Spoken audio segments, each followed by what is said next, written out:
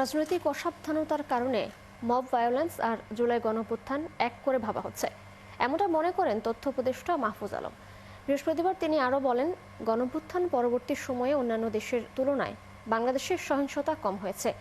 আর আলোচকরা যেটি বলেছেন, আবারও স্বৈরশাসন এলে অভ্যুত্থান হতে পারে। আরও জানাচ্ছেন মুহামিনুল খান অপু।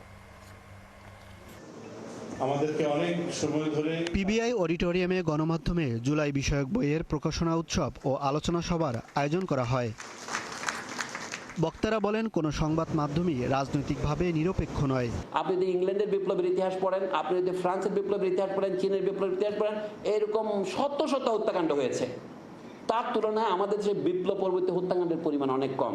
আমাদের কোন সংবাদপত্র পুঁজির আধিপত্য থেকে মুক্ত নয়, এবং বাংলাদেশে তো পুঁজির আধিপত্য নয়, বাংলাদেশে হচ্ছে দুর্বৃত্ত পুঁজির আধিপত্য।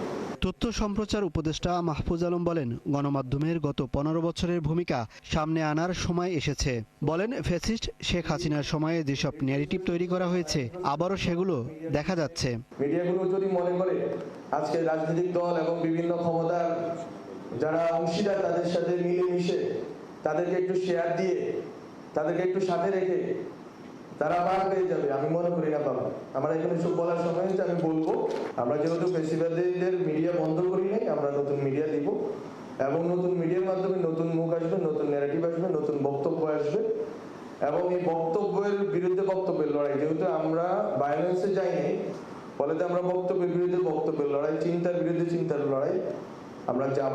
তিনি আরো বলেন, গণ অভ্যুত্থান পরবর্তী সময়ে অন্য দেশের তুলনায় বাংলাদেশে সহিংসতা কম হয়েছে। মব ভায়োলেন্স জিনিসটা এখন আজকে 1 বছর পরে এসে যেটা আমাদের অনুভূতি বা আমাদের অভিজ্ঞতা যেটা বলতেছে, এটা এখন ইকুয়েটেড হয়ে যাচ্ছে জুলাই গণ অভ্যুত্থানের সাথে।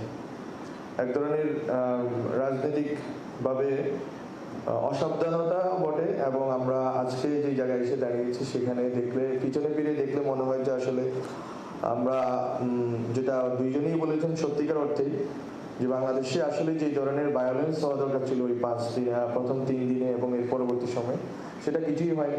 জুলাইয়ের চেতনা ধারণ করা নিয়ে রাজনৈতিক নেতাদের আত্মসমালোচনা করা প্রয়োজন বলেও মনে করেন তিনি। বাংলাদেশে আর কখনো যদি ফিরত আসে, মুহামিনুল খান অপু, 71, ঢাকা।